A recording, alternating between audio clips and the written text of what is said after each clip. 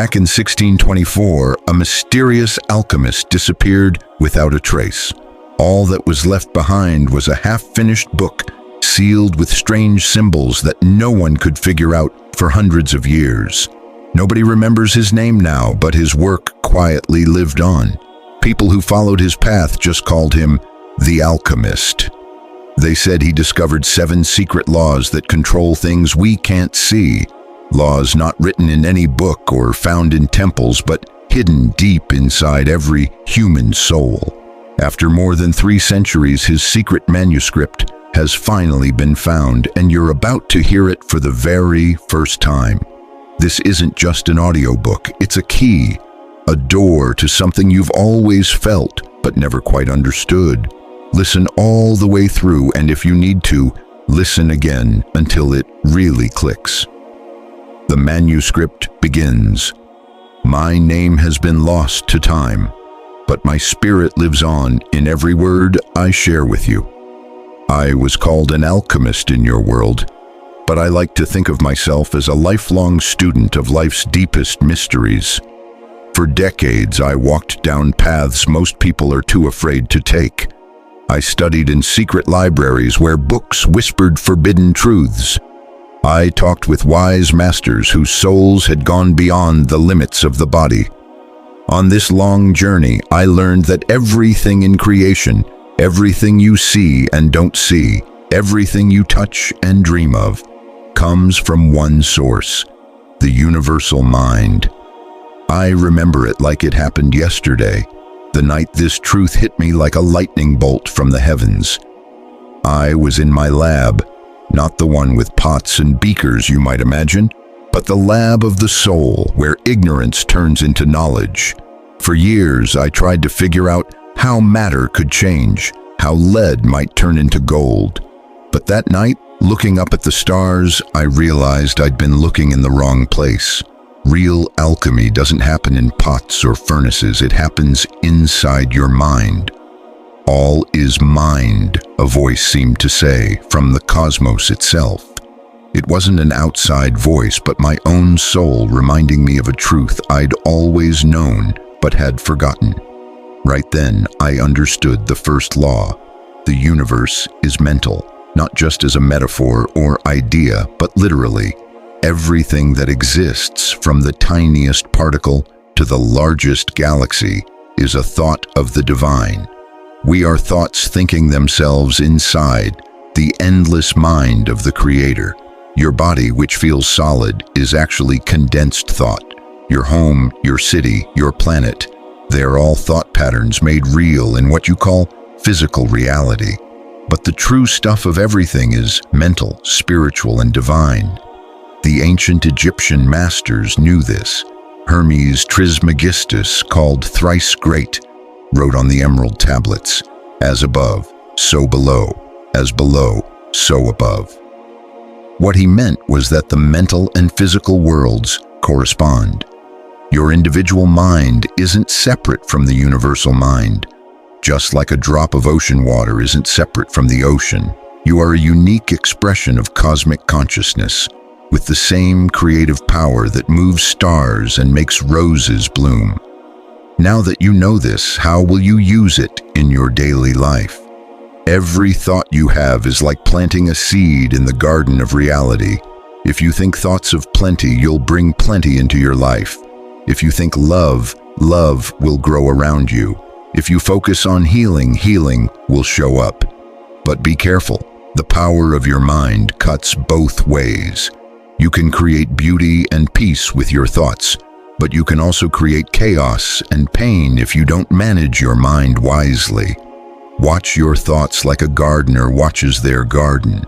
Water the good plants and pull out the weeds before they spread. Remember, you're the builder of your future, the artist of your reality, the alchemist of your own transformation. When you truly get that you live in a mental universe and that your mind is the brush painting your experience, you've taken the first step toward spiritual mastery. You won't be a victim of what happens to you anymore. You'll be a conscious creator of your life. Let me share a practice I learned from a Sufi master in the Caucasus Mountains. a wise man with a white beard shining like snow under the full moon. He taught me the mind works on 3 levels: conscious, subconscious, and superconscious. Most people are stuck in the conscious level, the non-stop chatter of everyday thoughts buzzing like bees. But real power comes from diving into the deep waters of the subconscious, where all the patterns that shape your outer world are stored. Every night before you fall asleep, try this. Put your hand over your heart and say with confidence, "I am a perfect expression of the divine mind. My thoughts create worlds. My consciousness changes reality." These aren't just words. They're cosmic commands that reshape your experience. Your subconscious can't tell what's real and what's imagined. It accepts everything you believe with feeling as absolute truth. When I studied in the secret temples of Alexandria before the great library was destroyed, I learned that not all thoughts have the same power. Some are like sparks that fade quickly. Others are like lightning bolts that cut through dimensions. The difference comes down to 3 things: clarity, feeling, and persistence. A clear thought is like sunlight focused through a lens. It can start fires that move mountains. A thought filled with real emotion becomes a magnetic force that attracts matching people, chances, and events.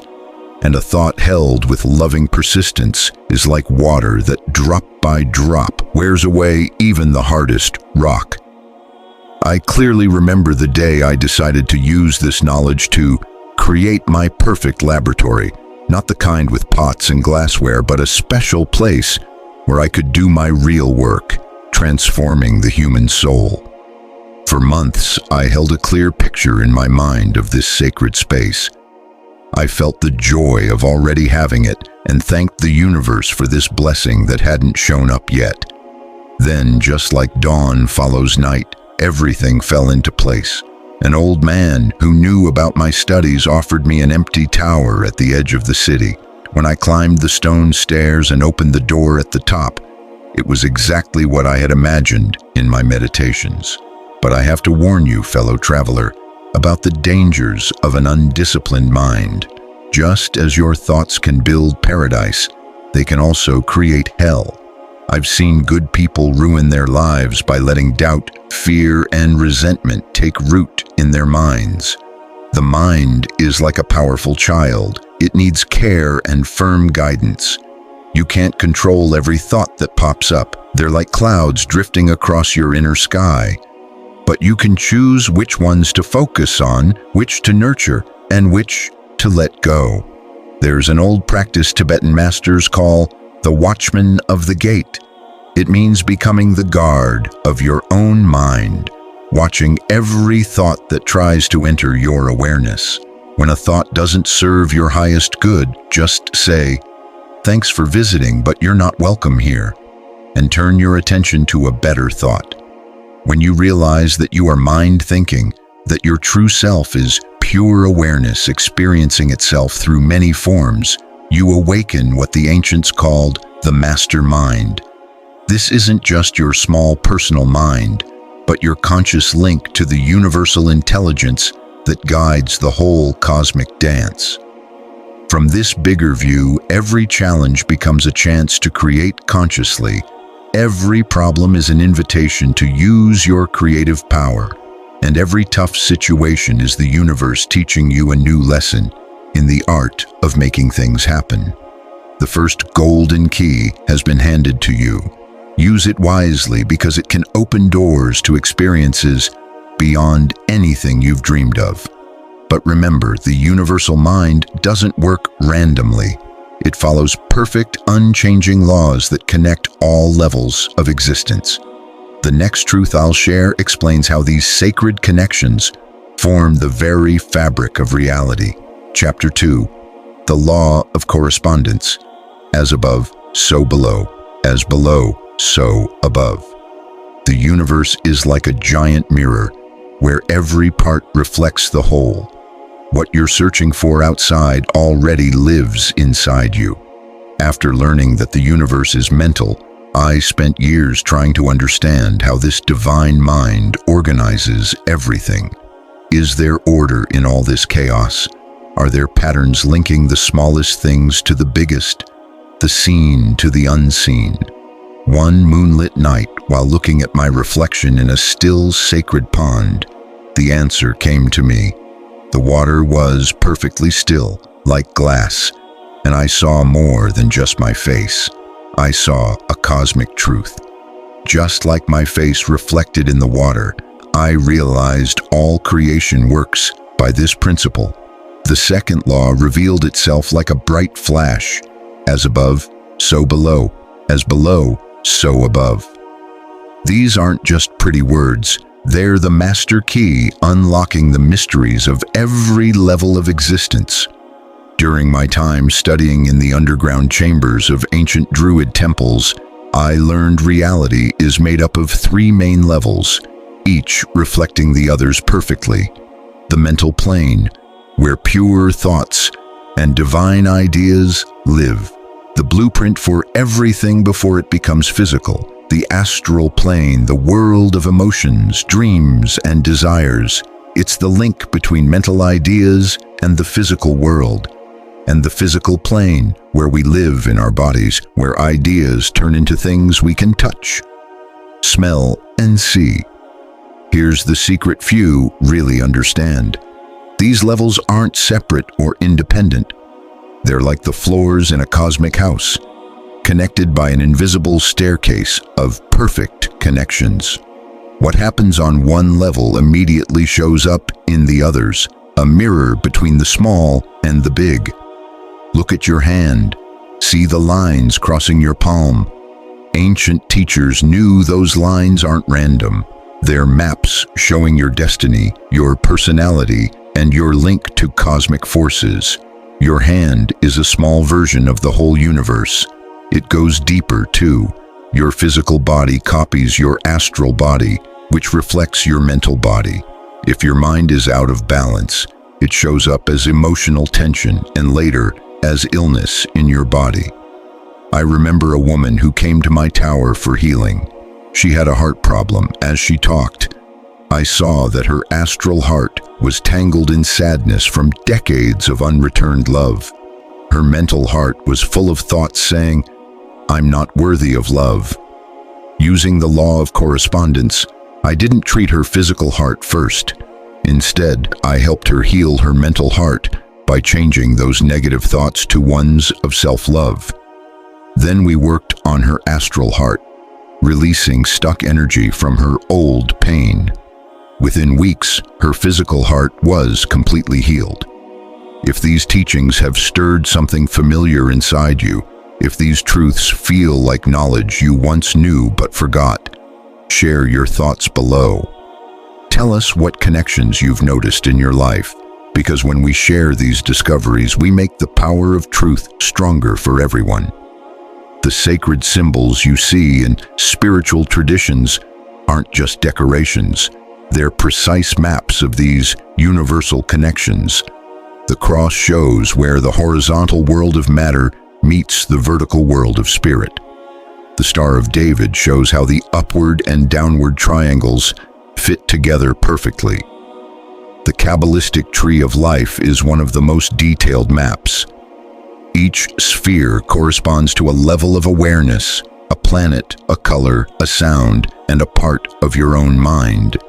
When you understand these connections, you can work consciously with any part of yourself to affect all the others. Now that you know this sacred law, how will you use it to change your reality? The key is understanding that you can work from any level to influence the others. If you want physical healing, don't just focus on the body. Look deeper. What thoughts might be causing this problem? What feelings have you been holding on to that show up as physical symptoms? If you want material success, start by creating it in your mind. Think positive thoughts about prosperity. Picture yourself already living with abundance, and feel the gratitude and happiness as if it's real now. Eventually, the physical reality will follow. Let me share a practice I learned from an Egyptian priestess whose wisdom came from ancient times. Each element in nature connects to a part of you. Earth links to your body and material life. Working with soil, sand, or stones helps with that. Water connects to your emotions. When you bathe or drink water with intention, it cleanses your feelings. Air relates to your thoughts. Working with your breath can clear your mind. Fire connects to your spirit. Lighting a candle or watching flames can awaken your spiritual side. By working consciously with these 4 elements in the physical world, you automatically affect the other levels of your being. This is simple, practical alchemy anyone can try. One of the most powerful ways to use this law is through your relationships. Every person who comes into your life acts like a mirror, reflecting parts of yourself.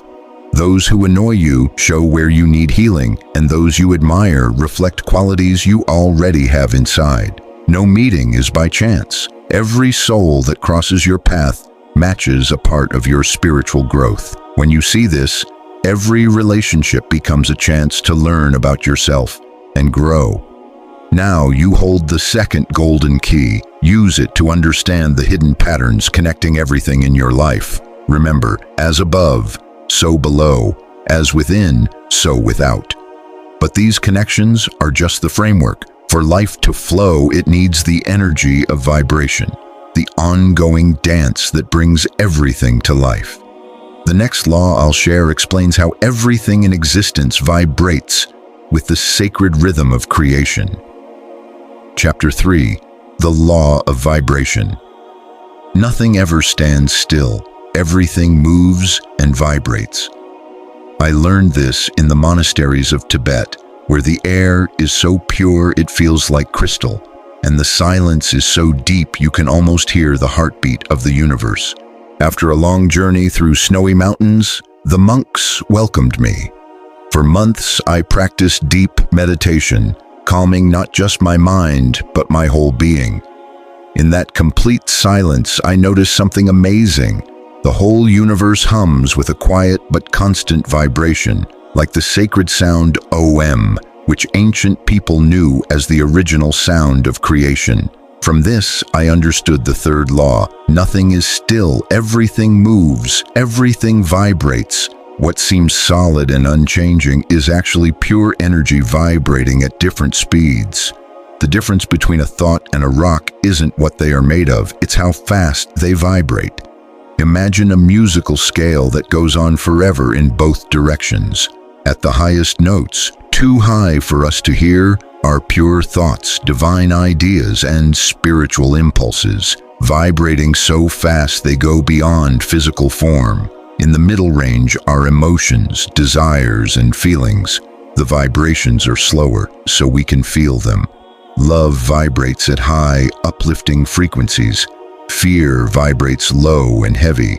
At the lowest end, vibrations move so slowly they seem still. That's where physical matter exists.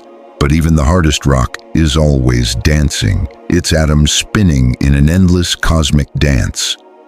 When I spent time with the dervishes of Konya, I learned that every human emotion matches a specific vibration.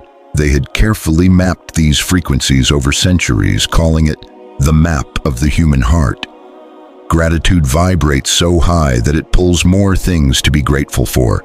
It's like tuning your inner radio to the station of abundance. True unconditional love reaches such pure levels that when you radiate it, you change your reality and the reality of everyone around you. Compassion sends out waves that heal and bring people together. I've seen even the hardest hearts soften in its presence. On the other hand, fear vibrates so low that it attracts the very things you fear most. This is the law in action. You attract what you vibrate. But here's the life-changing secret. You can choose to change your vibration. You're not stuck with your feelings. You're the musician tuning your own instrument. I remember a merchant who came to my tower weighed down by failure and worry. His energy was so low it seemed to darken the whole room. But after I taught him some of these techniques, within weeks, He not only felt better inside, but his life started to turn around, too. The Tibetan masters taught me that the breath connects your conscious mind and your unconscious, linking what you control and what happens automatically, and bridging where you are now with the vibration you want to reach. Each morning when you wake up, before your mind gets busy with daily noise, sit quietly and try this practice. Breathe in deeply while imagining golden light entering through the top of your head. This light represents the universe's highest frequency, the vibration of pure love.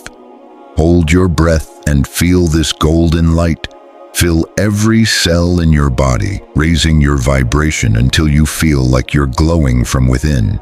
Then breathe out slowly, sending this golden light out into the world, sharing your raised energy with everyone around you. Do this 7 times and you'll see your day start to change. People treat you differently, good things happen unexpectedly, and problems seem easier to solve. While studying with yogis in India, I learned that certain sounds can directly change your vibration. This isn't superstition, it's spiritual technology that's been perfected over thousands of years. The mantra OM matches the frequency of the expanding universe. When you chant it right, your whole body resonates with the cosmos. So Ham means I am that, reminding you of your connection to the universe and raising your vibration to that level. Om Mani Padme Hum creates waves of compassion, strong enough to heal deep emotional wounds and clear negative karma from many lifetimes. But beyond these traditional mantras, every word you say carries vibration. When you say, I am sick, your body picks up that vibration and can make it real. When you say, I am abundant, the universe works to make that true. There's a cool physics idea called sympathetic resonance. If you strike one tuning fork, another tune to the same frequency will start to vibrate too. People work the same way. When you raise your vibration, you lift up everyone around you. One person who truly radiates love can change the whole mood in a room. One calm person can soothe a stressed crowd. That's why great spiritual teachers didn't need many words. Their presence alone taught others. Their high vibration awakened the same in those around them. They became living tuning forks of the divine. When you start working consciously with the law of vibration, your life fills with what Carl Jung called meaningful synchronicities. They're not coincidences, but perfect matches of vibration. When you vibrate love, you attract loving people. When you radiate abundance, opportunities come to you. When you give off peace, conflicts settle naturally. I remember a young artist who lost her inspiration after a painful breakup. Her energy was so low that even the colors on her palette looked dull. I taught her to use color as a way to shift her vibration. Each color has its own frequency. I told her to work with golden yellows for joy, deep blues for peace, and emerald greens for healing the heart. Not only did her art come alive and glow with energy, but she also attracted a soulmate who matched her new creative vibration. In ancient Greek healing temples, doctors knew that every body part has its own vibration. Illness happens when something falls out of harmony. Your physical heart matches your emotional heart. If your relationships are stressful, your heart will show it. Your stomach's vibration relates to how you digest life's experiences. Your throat's vibration reflects your ability to speak your truth. Real healing doesn't just hide symptoms. It brings every part of you back into natural harmony. When your vibration matches perfect health, your body can't help but reflect that balance. Now, the third golden key pulses in your hands. Use it to consciously tune in to the cosmic frequency where you want to live. Remember, as you vibrate, so you experience. But even within this endless flow of vibrations, another deeper law works. A law that shows how opposite energies actually work together and balance each other out. The next lesson will teach you that what looks like opposites are really just two sides of the same truth. Chapter 4. The Law of Polarity. Everything has two sides. Everything has poles. Everything comes in pairs of opposites. I discovered this fourth law in the most surprising way during one of the hardest times in my life, which I now see was the greatest gift. I had lost everything I cared about, my home, my reputation, even my confidence as an alchemist. Feeling lost and hopeless, I wandered the deserts of Egypt, where the hot sun turns to cold, lonely nights. It was in that darkness, both outside and inside, that I truly understood the law of polarity. Looking up at the stars over the warm sand, a clear truth came to me. My darkest moments held the seeds of my greatest light. Opposites aren't fighting enemies. They're two ends of the same cosmic stick, connected and dependent on each other. The fourth law hit me like a bright sword cutting through confusion. Everything has two poles, two opposites. But the secret is that these opposites aren't enemies. They complete each other. They're not separate. They're one expressing itself in two ways. Look around in nature and you'll see this law everywhere. Day needs night to be day. Without darkness, light wouldn't mean anything. Breathing in needs breathing out to finish the sacred cycle. Life depends on death to keep renewing itself. On the human level, this law shows itself even more deeply. You can't really know joy without sorrow. Real compassion comes from facing your own pain. True courage is born when you've faced fear. During my years studying with Taoist masters in the mountains of China, I learned about yin and yang, maybe the best example of this universal law. That symbol doesn't show two separate forces, but one unity dancing with itself in creative balance. Notice how each half holds a little bit of the other. The white active yang has a spot of black, receptive yin inside it, and the same for the opposite side. This means every opposite contains a seed of its partner, and true harmony comes from their dance together, not from getting rid of one side. Here's the real power of this law. You can choose where you want to move along the spectrum. If you're stuck in fear, you can walk consciously toward courage. If you feel lack, you can shift toward abundance. The trick isn't to fight the side you don't want, but to understand it already holds the seed of its opposite. When you fully accept your darkness, without resisting it, you naturally release the light that's been hidden there all along.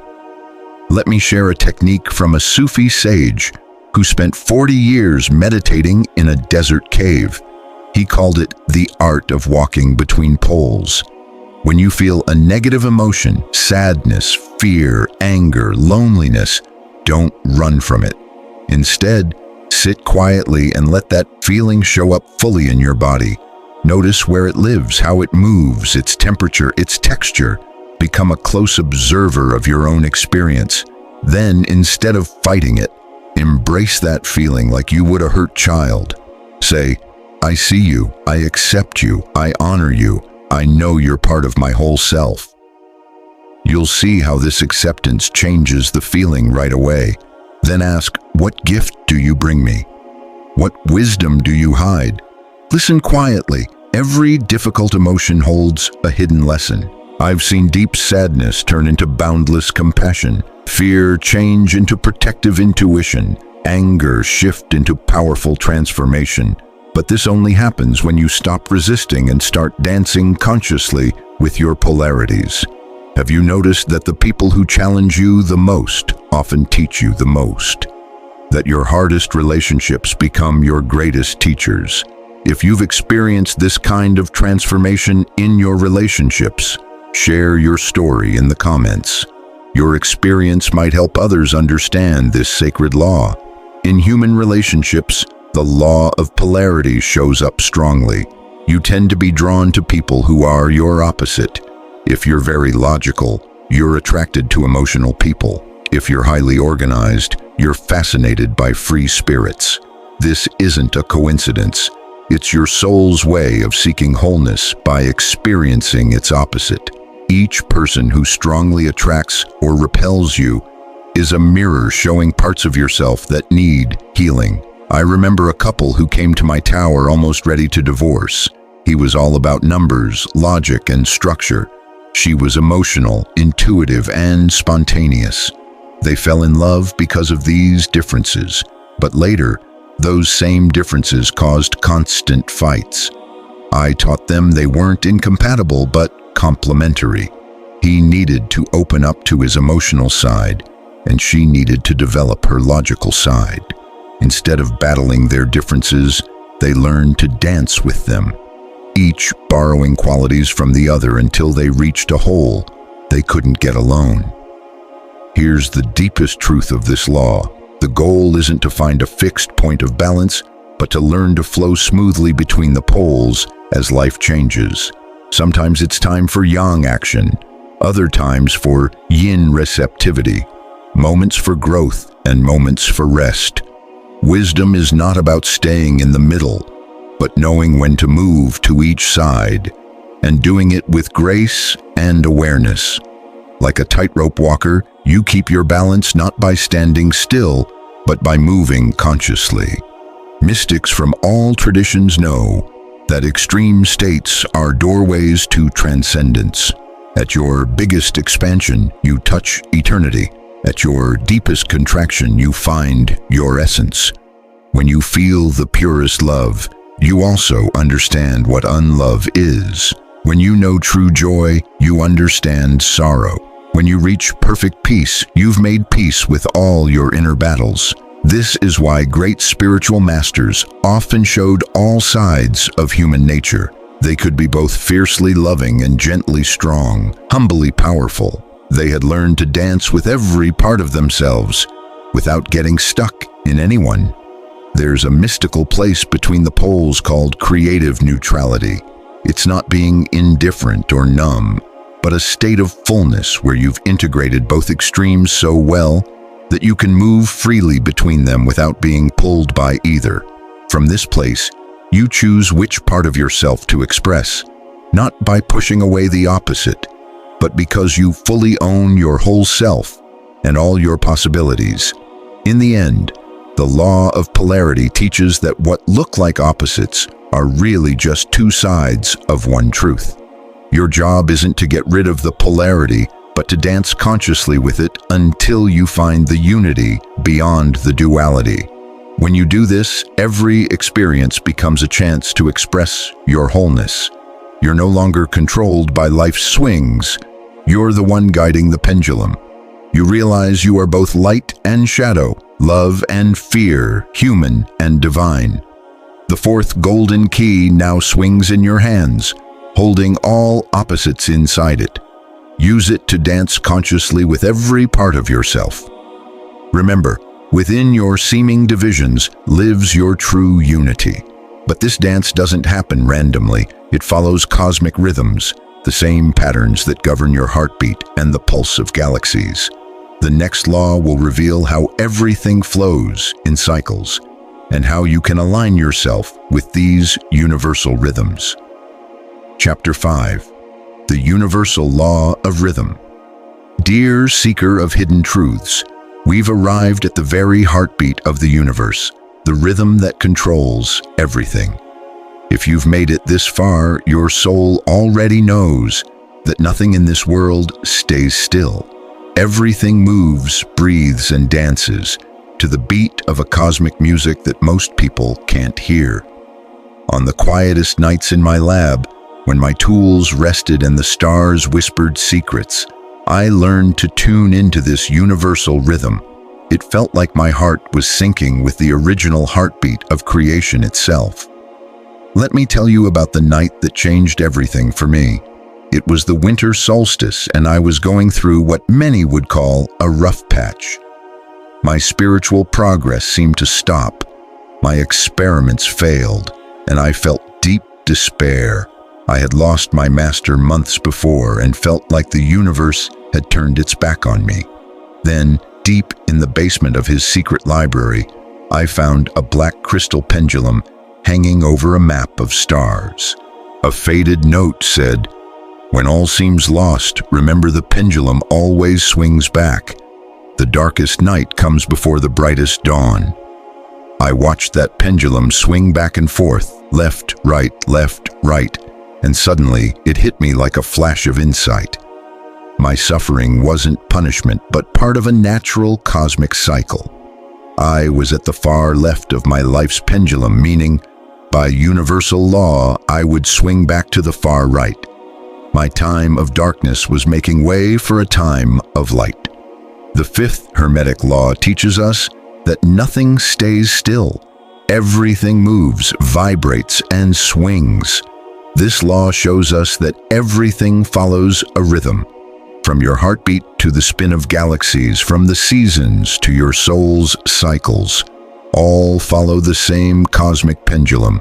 Hermes Trismegistus, the thrice great, said it clearly on his emerald tablets: rhythm compensates.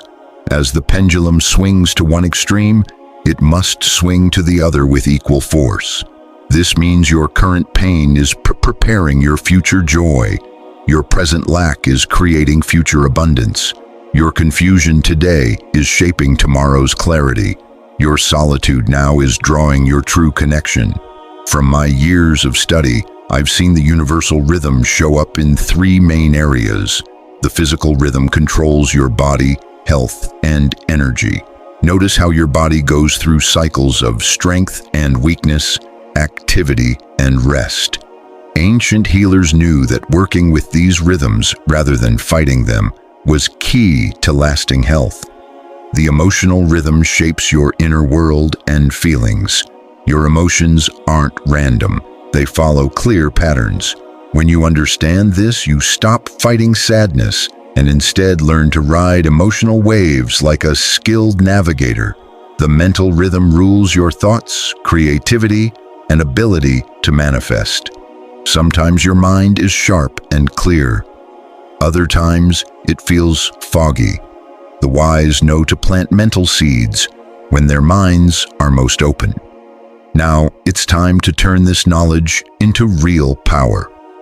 The Hermetic masters developed a secret technique called rhythmic neutralization, the art of not being completely swept away by the highs and lows of the pendulum. When you find yourself in a low emotional state, sadness, fear, or lack, remember this. This is just one side of the pendulum. It is not me suffering, but a phase my soul passes through to reach the other side. Watch your feelings without getting lost in them. Flow with the rhythm without getting dragged down. When you're on a high, joy, success, abundance, say to yourself, "This happiness is real but not forever. I enjoy it fully, knowing it's part of the cosmic dance. I give thanks without holding on. I celebrate without losing my center." Everyone has their own unique rhythm. Over time, I learned to track my personal cycles, times of creative flow, quiet reflection, heart-opening connection, and powerful manifestation. I encourage you to start your own rhythm map.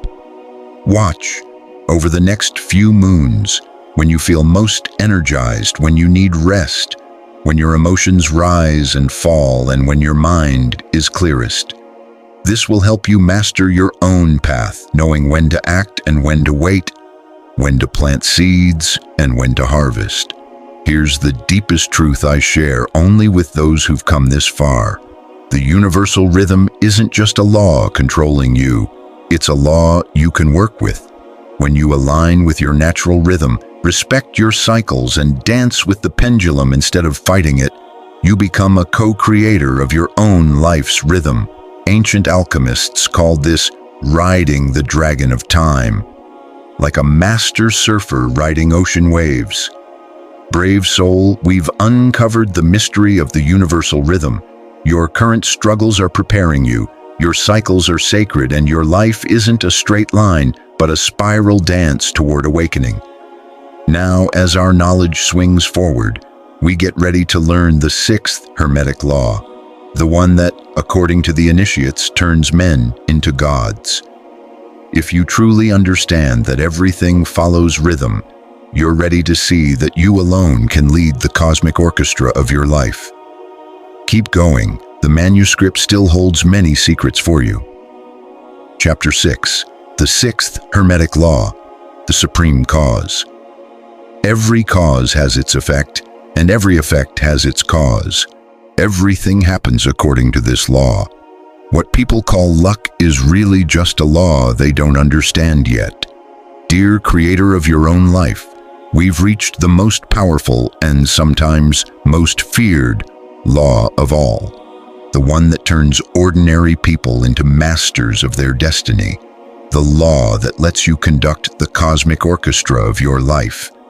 If you felt a spark inside you from the earlier lessons, then you're ready to receive the secret the ancients protected with their lives, the power to become the main cause of your own existence. In the pages ahead, you won't just learn a universal law, you will live it. I have to admit something, dear seeker. For years, I believed I was a victim of circumstances, that outside forces controlled my life. I felt like a leaf blowing in the wind, or a ship with no rudder on a vast ocean, until one night changed everything. My master, the wise man whose name I cannot share because he still walks among us in ways most won't understand, took me to the chamber of black mirrors. This was a forbidden place where only the most advanced students were allowed.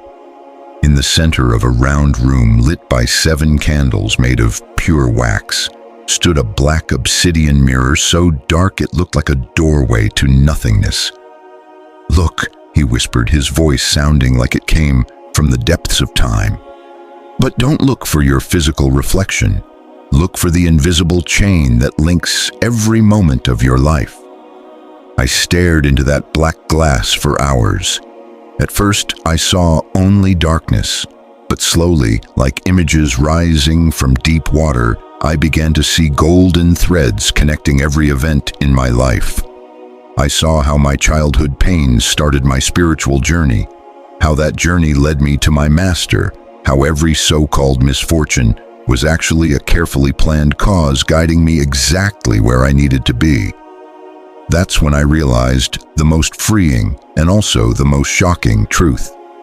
I had been the unconscious architect of my whole life. The Sixth Hermetic Law says this clearly. There's no such thing as chance. Everything happens because of a cause. Hermes Trismegistus, in his infinite wisdom, taught that the universe is a perfect machine of causes and effects. Every thought you think, every feeling you have, every word you speak, every action you take, causes something to happen. But here's the big reveal that will change your life. Most people live only on the level of effects.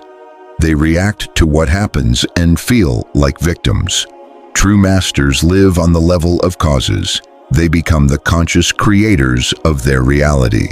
Through my studies, I found that causation works on 3 important levels. Physical cause. Everything that happens in the physical world has a physical cause. Your health, your money, your relationships, your surroundings, all are results of causes you've set, whether you realized it or not. Emotional cause. Your feelings, peace or stress, love or fear, are caused by the emotional energy you nurture. Fear attracts fear, love attracts love. Gratitude brings more blessings. Mental cause. This is the most subtle and powerful. Your thoughts are the main causes of what you experience. As ancient teachers said, change your mind, and you change your world. Now, here's a teaching I share only with those ready, because its power can build or destroy. There's a higher level of cause beyond all others, the prime cause. This is the state of pure consciousness, where your intentions happen effortlessly, where your will aligns perfectly with the universal will. The ancient alchemists called this the state of the conscious creator. When you reach this level, you don't react to life. Life reacts to you. The secret practice. The ritual of conscious causation. Dear student, it's time to move from being an effect to becoming a cause. This ancient practice, kept secret for thousands of years, will help you master your fate. Recognition. Every morning before the sun rises, sit quietly and ask yourself, what causes did I set in motion yesterday? What effects am I feeling today because of those causes? Don't judge. Just notice the golden chain linking your past actions to your present life. Conscious intention. Before you act, speak, or think, ask, what effect do I want this cause to create?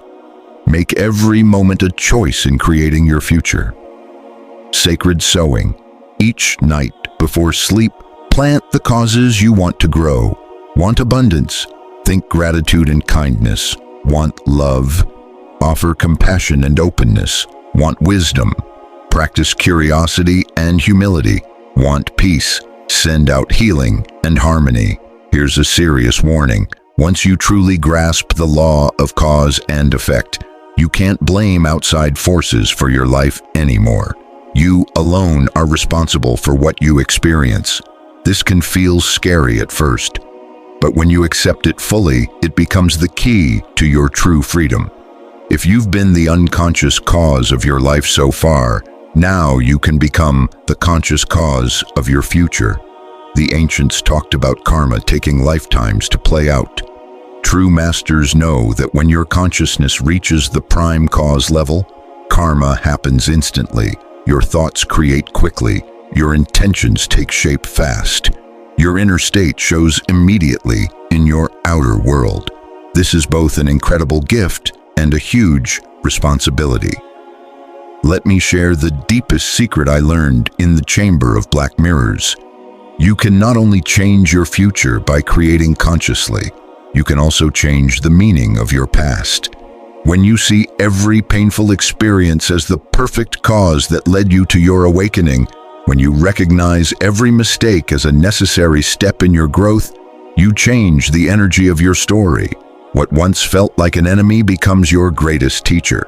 The most advanced masters develop what we call elevated causation, the power to create causes that help not only themselves, but all humanity. When you plant seeds that raise the world's consciousness, heal the planet, and spread love, the universe works with you to multiply your results. You become a channel of universal cause, and your ability to manifest becomes almost limitless. So, dear soul, we've uncovered the mystery of the supreme cause. You've learned you're not a victim of fate, but its conscious architect, that every moment is a chance to plant seeds for the future you want, and that the power to change your life has always been in your hands. As we near the end of our journey, we prepare to learn the seventh and final Hermetic law, the secret of infinite creation. If you've truly understood that you are the conscious cause of your reality, you're ready to discover your highest power, your ability to co-create with the force that moves the stars. Chapter 7, the seventh Hermetic law, divine creation. Dear co-creator of the universe, we've arrived at the most sacred part of Hermetic wisdom, the final step that separates a seeker from a true master. What you're about to learn is the crown jewel of all teachings, the secret that turns ordinary people into conscious creators, almost like gods.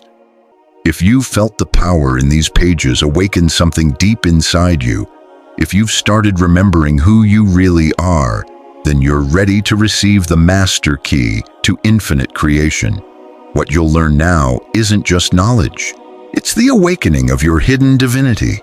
To share this with you, I need to take you back to the most sacred moment of my own transformation.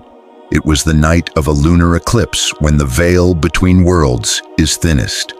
I had finished my great work. I had turned my inner lead into spiritual gold, but something important was still missing. Seeing my restlessness, my master took me to a place I had never seen, the inner temple, hidden deep inside our sanctuary. It wasn't a physical place, but a state of mind, open only to those who mastered the 6 laws before this one. There, in complete silence, bathed in a mysterious light with no clear source, my master spoke words that shattered my old understanding of reality. You've learned that everything is mind, that what's above reflects what's below, that everything vibrates, that everything has two sides, that all moves in rhythm, and that every cause has its effect. But now, my child, you must know the source of all power, the ability to create realities from the void. The seventh Hermetic law holds the universe's deepest secret, the creative power at the heart of everything. It's not about physical birth, but spiritual creation, the power to bring things into being from nothing, to give shape to what has no form. Hermes Trismegistus taught that every act of creation has two parts: the masculine principle, will, intention, the seed of an idea, and the feminine principle, receptivity, nurturing, the womb where the idea grows. But here's the game changer. Both these principles live inside you. You are both the father and the mother of your own reality. After that powerful night, I learned that divine creation happens on three levels. Mental creation. In your mind, the masculine side is your ability to form clear ideas, focus your intention, and visualize. The feminine side is your ability to nurture those ideas, letting them grow naturally until they're ready to be born. Emotional creation. In your heart, the masculine side is the passion and steady faith that never wavers. The feminine side is the openness that allows trust and intuition to flow. Spiritual creation. At the highest level, the masculine side is your connection to universal will, your power to channel divine intention. The feminine side is your openness to the sacred, your ability to be a vessel for grace, surrendering consciously to a higher power. Now here's a secret held tight by many spiritual traditions. The Immaculate Conception isn't just a historical story, it's a spiritual ability inside every soul. When your masculine will perfectly joins with your feminine receptivity, with no resistance between them, the miracle happens. You create directly from spirit, without any outside help. Your creations come pure and free from doubt, fear, or limits. You manifest like the gods, just by being. Dear student, it's time to awaken your divine creative power. This practice, called the chemical marriage of the soul, will help you become a master of conscious creation. Awaken the principles each morning in your quiet space. Put your right hand over your heart and say, I awaken the masculine principle in me, the flame of divine will, the seed of endless creation. Then place your left hand over your womb area and say, I awaken the feminine principle in me, the sacred chalice of receptivity, the place where miracles grow. The sacred union. Bring both hands to your solar plexus, the area just above your stomach, and picture a golden light forming where they meet. Feel the two principles coming together in perfect harmony, creating a space full of unlimited possibility. In this place, imagine your new reality, not just thinking about it, not just seeing it, but feeling it as if it already exists on the spiritual level. Conscious nurturing. In the days that follow, care for your creation like a mother cares for new life. Keep doubt away, feed it with gratitude, and wrap it in unconditional love. Spiritual birth. When your creation feels ready, let it come into the physical world. Don't force it or try to control when or how it will show up. Trust the process and its perfect timing. I also want to share something few teachers openly talk about: turning sexual energy into spiritual creative power. The same energy used for making physical life is actually pure creative energy that can be used for spiritual creation. Ancient Tantra masters, medieval alchemists, and mystics from many traditions knew that sexual energy is powerful creative force. When you learn to consciously direct this energy toward creating higher realities, fulfilling your divine purpose and growing your true self, your creative power grows exponentially. It's not about suppressing or ignoring sexuality. It's about lifting it up to its highest purpose, the ability to create life on every level of existence. Ancient sages describe divine creation as a sacred trinity: the Father, masculine will that conceives; the Mother, feminine love that nurtures; and the Child, the creation born. You, dear student, are all three at once. You are the Father when you clearly imagine what you want. You are the Mother when you lovingly nurture your vision. You are the Child when you bring your creation into the world. This is the true Trinity, not three separate parts, but one whole integrated self. In Kabbalah, they talk about Adam Kadmon, the primordial man who holds all divine creative powers. This isn't just a myth. You are Adam Kadmon. You are the primordial man waking up to your divine nature. When you fully balance your masculine and feminine sides, when you bring them together in conscious unity, when you create from the center of your being, you become the perfect image of creative divinity. Now, here's the biggest secret, the one that goes beyond individual creative power. When two or more people who have mastered divine creation come together with pure intention and high purpose, when their masculine and feminine energies unite perfectly and they co-create from unconditional love, their power doesn't just add up, it multiplies. They can create things no one person could do alone. They can heal communities, transform systems, and open new possibilities for all humanity. This is the secret to creating the new earth. It won't be built by lone individuals, but by awakened communities creating together from their divine wholeness. So, dear soul, we've reached the end of our sacred journey. You've received the 7 master keys of reality. Mentalism, you've awakened the power of your divine mind. Correspondence, you've seen the connections between all levels of existence. Vibration, you've learned to tune into the frequencies you choose. Polarity, you've mastered the art of transformation. Rhythm, you've aligned with cosmic cycles. Causation, you've become the conscious creator of your destiny. Generation, you've awakened your ability to create like the gods. You are now a supreme alchemist, able to transform any reality and manifest what once seemed impossible. But with this power comes a sacred responsibility to use your gifts, to raise the world's consciousness, to heal the planet, and to create realities that serve all life. You are now a keeper of hermetic wisdom, a carrier of the divine light. People will be drawn to you naturally, attracted by the light you shine. Share what you've learned generously, but wisely, because not everyone is ready for these truths. Plant your seeds according to the readiness of the soil, as my master planted with me, and as I have planted with you. This manuscript has done its sacred job. Its words have awakened you, but the real work begins now. Live these teachings, embody them, bring them into reality. Be living proof that it's possible to live as a conscious God in a human body.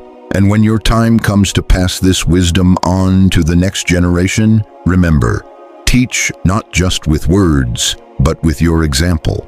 Teach through your transformed being. Teach through the miracles your life creates. Dear student, my work with you is done, but your work as a conscious creator is just beginning. From the places where I now dwell, I will always be near whenever you call on hermetic wisdom. In every act of creation, every moment of transformation, every instant of divine creation, there I will be, smiling, watching your light shine in the world.